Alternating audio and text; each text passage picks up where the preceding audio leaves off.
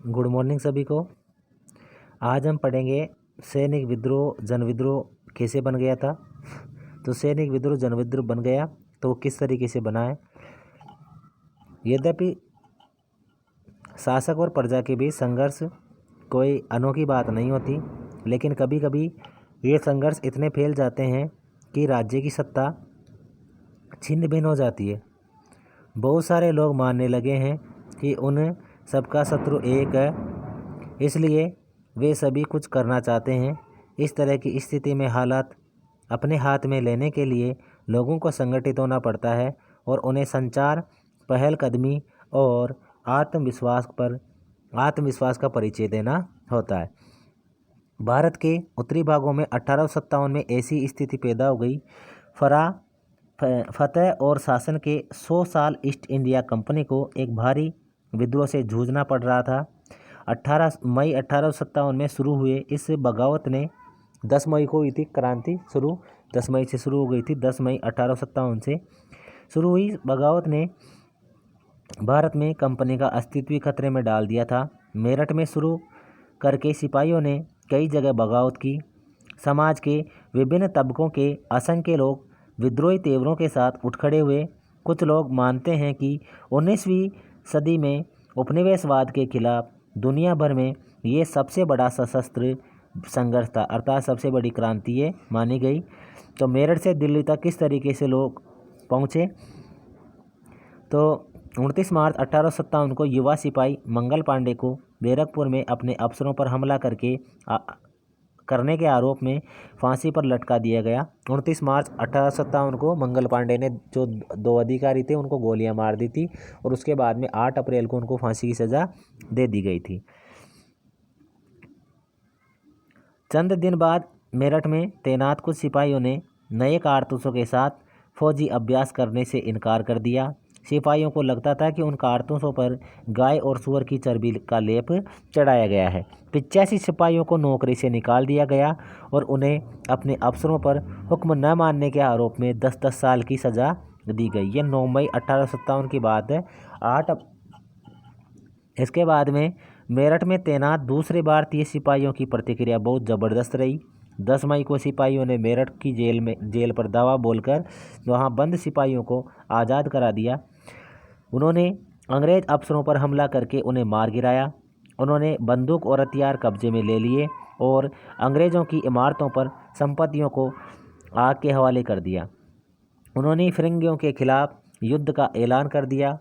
सिपाही पूरे देश में अंग्रेज़ों के शासन को ख़त्म करने पर आमादा थे, लेकिन सवाल ये था कि अंग्रेज़ों के जाने के बाद देश पर शासन कौन चलाएगा। सिपाहियों ने इसका भी जवाब ढूंढ लिया। वे मुग़ल सम्राट बहादुर शाह जफ़र को देश का शासन सौंपना चाहते थे। मेरठ के कुछ सिपाहियों की एक टोली 10 मई की रात को घोड़ों पर सवार होकर मुँह अंधेरे ही दिल्ली पहुंच गई थी। जैसे ही उनके आने की खबर फैली, दिल्ली में तैनात टुकड़ियों ने बगावत कर दी। यहाँ भी अंग्रेज अफसर मारे गए।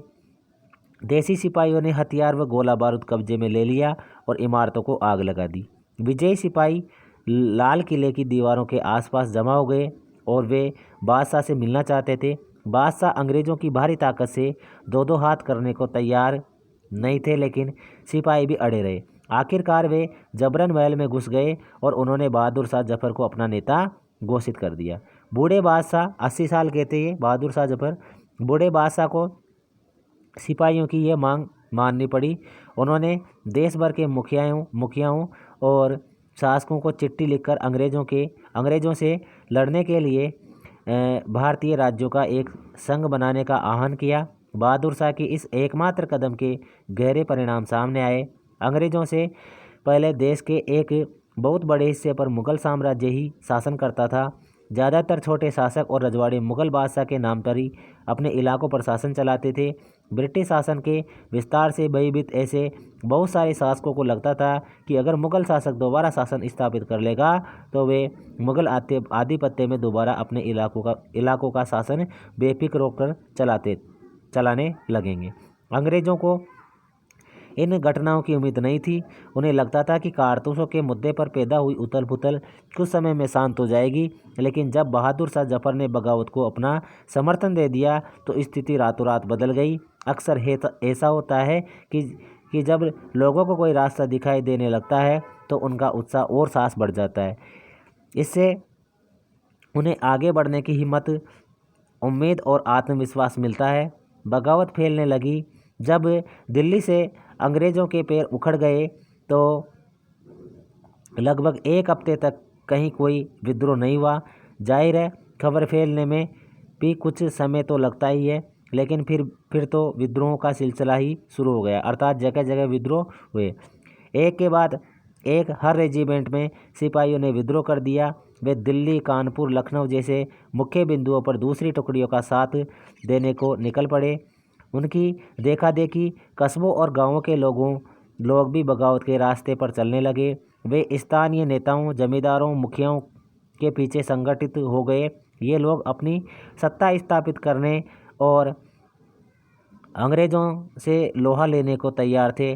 स्वर्गीय पेशवा बाजीराव के दत्तक पुत्र नाना साहब कानपुर के पास रहते थे। उन्होंने सेना इकट्ठा की और ब्रिटिश सैनिकों को शहर से खदेड़ दिया। उन्होंने खुद को पेशवा घोषित कर दिया और उन्होंने ऐलान किया कि बादशाह बहादुर शाह जफर के तहत गवर्नर है। लखनऊ की गद्दी से हटा दिए गए नवाब वाजिद अली शाह के बेटे बिरजिस कद्र को नया नवाब घोषित कर दिया गया। बिरजिस कद्र ने भी बहादुर शाह जफर को अपना बादशाह मान लिया। उनकी मां बेगम हजरत महल ने अंग्रेज़ों के खिलाफ विद्रोह को बढ़ावा देने में बढ़ चढ़कर हिस्सा लिया। झांसी में रानी लक्ष्मीबाई ने भी विद्रोही सिपाहियों के साथ जा मिली और उन्होंने नाना साहब के सेनापति तात्या टोपे के साथ मिलकर अंग्रेज़ों को भारी चुनौती दी। मध्य प्रदेश के मांडला क्षेत्र में राजगढ़ की राजी अवंतीबाई लोधी ने 4000 सैनिकों की फौज तैयार की और अंग्रेज़ों के खिलाफ उसका नेतृत्व किया, क्योंकि ब्रिटिश शासन ने उनके राज्य में प्रशासन पर नियंत्रण कर लिया था। विद्रोही टुकड़ियों के सामने अंग्रेज़ों की संख्या बहुत कम थी। बहुत सारे मोर्चों पर उनकी ज़बरदस्त हार हुई। इससे लोगों को यकीन हो गया कि अब अंग्रेज़ों का शासन खत्म हो चुका है। अब लोगों को विद्रोह में कूद पड़ने का गहरा आत्मविश्वास मिल गया। ख़ास तौर से अवध के इलाके में चौतरफा बगावत की स्थिति थी। 6 अगस्त 1857 को लेफ्टिनेंट कर्नल टाइटलर ने अपने कमांडर इन चीफ को टेलीग्राम भेजा, जिसमें उन्होंने अंग्रेज़ों के भय को व्यक्त किया था। हमारे लोग विरोधियों की संख्या और लगातार लड़ाई से थक गए हैं। एक एक गांव हमारे खिलाफ है, जमींदार भी हमारे खिलाफ खड़े हो रहे हैं। इस दौरान बहुत सारे महत्वपूर्ण नेता सामने आए। उदाहरण के लिए फैजाबाद के मौलवी अहमद अब्दुल्ला शाह ने भविष्यवाणी कर दी कि अंग्रेज़ों का शासन जल्दी खत्म हो जाएगा। वह समझ चुके थे कि जनता क्या चाहती है। इसी आधार पर उन्होंने अपने समर्थकों को एक विशाल संख्या जुटा ली। अपने समर्थकों के साथ वे अंग्रेज़ों से लड़ने लखनऊ जा पहुँचे। दिल्ली में अंग्रेज़ों का सफाया करने के लिए बहुत सारे गाजी यानी धर्म योद्धा इकट्ठा हो गए।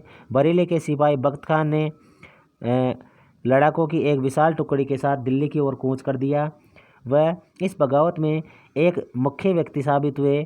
बिहार के एक पुराने जमींदार कुंवर सिंह ने भी विद्रोही सिपाहियों का साथ दिया और महीनों तक अंग्रेज़ों से लड़ाई लड़ी। तमाम इलाकों में जो नेता थे वो लड़ाके इस युद्ध में हिस्सा लेते रहे और लड़ाई करते रहे। इसके बाद हम देखेंगे कंपनी का जो पलटवार है वो किस तरीके से हुआ, अर्थात इस क्रांति को कैसे उन्होंने दबाया है, वो हम कल की क्लास में पढ़ेंगे। ठीक है।